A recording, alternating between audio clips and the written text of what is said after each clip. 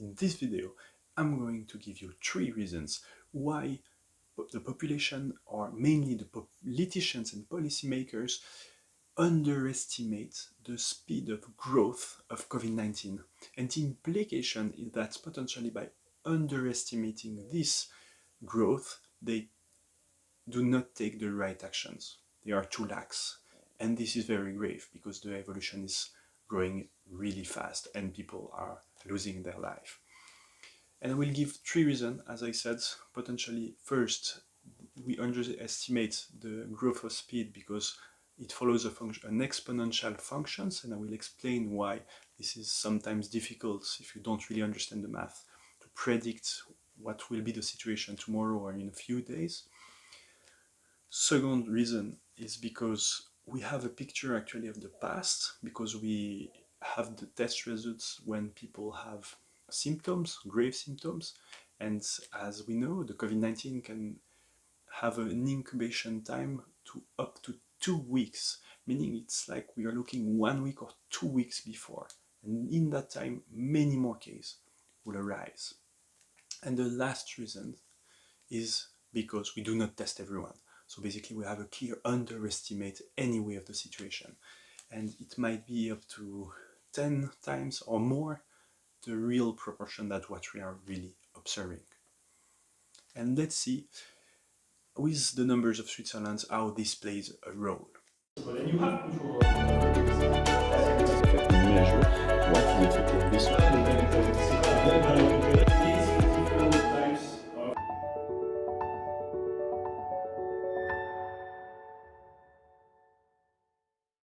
So as I'm speaking, there was no new decisions from the government, so as of Sunday evening the 15th, and hopefully, as you will clearly understand in this video, I really hope, and everybody is asking for that, that there will be a complete shutdown of the country in the few next hours or tomorrow morning. If it's not the case, it will be really grave. The first reason is because the number of cases follows an exponential law.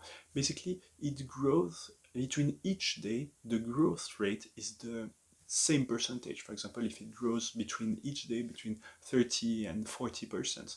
And with such a function, it might look like it starts slow, but quite quickly you hit a wall and it's really going vertical. And this might be a bit tricky if you do not correctly observe or understand this mechanism. So if we look back at what's the prediction I did last Thursday, Thursday 12, we can look at this graph. And we can see up to last Thursday, I had the solid line as data points, only those points. And I computed, I predicted using a statistical model, the curve and the function that fits the best the observed solid line function. This is the dashed line function. And we can see that, well, we have this curve that's going really fast. So Thursday was day 50 on this graph, and I predicted the speed of growth for the following day up to 2 weeks later. Now we are able to look back and to look at the data point up to today, 3 more days of data to see how close I was with this prediction. Extremely close. And we can see that clearly this function follows an exponential growth. So my prediction when I missed the data after day 50 fits really well the real curve that we observed today up to Sunday 15th.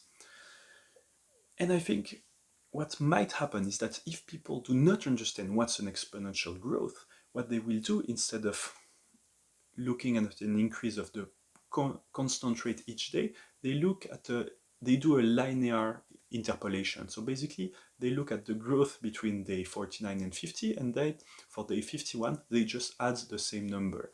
So between 49 and 50, I think 116 cases or 119 cases were registered. And so if you go at day 50, let's see this new graph, and you do this prediction with all those dots. And basically what you see is this is the linear interpolation that I expect that people are doing or politicians are using when trying to predict the future without using the proper math. And what you see is that If you look at tomorrow, at Friday on this graph, day 51, you are quite close to the prediction. This is not too bad. Below, clearly, but not too bad. But the thing is, as you go further and further, you are really quickly doing very, very under or bad estimation, or very underestimate what's happening. And this is a grave issue. So if we look at those numbers, using this linear interpolation on Thursday, on the first day you are 100 cases, you underestimate by 100 the number of cases. And the second day by 180, the third day by 859. So you underestimate by nearly a third after already 3 days.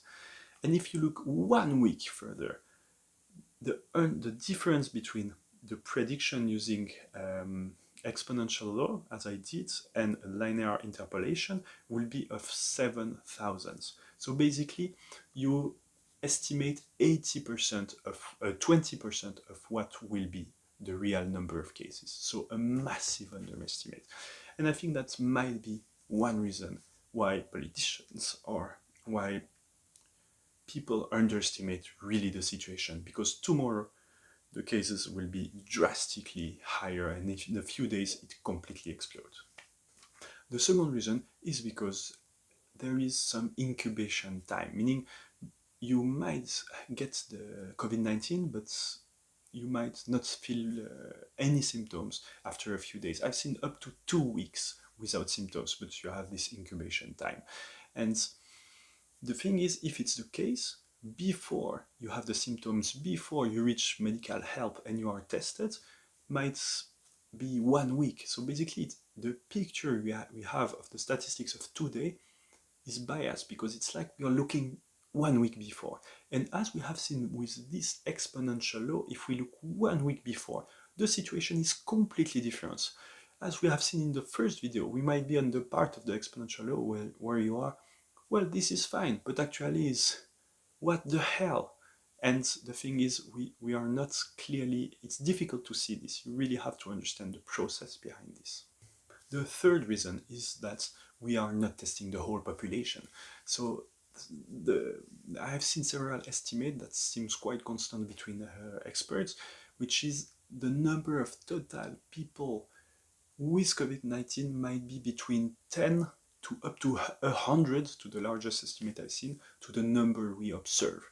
So really, again, we clearly have a picture of the past, which is an underestimate because we don't have the whole cases.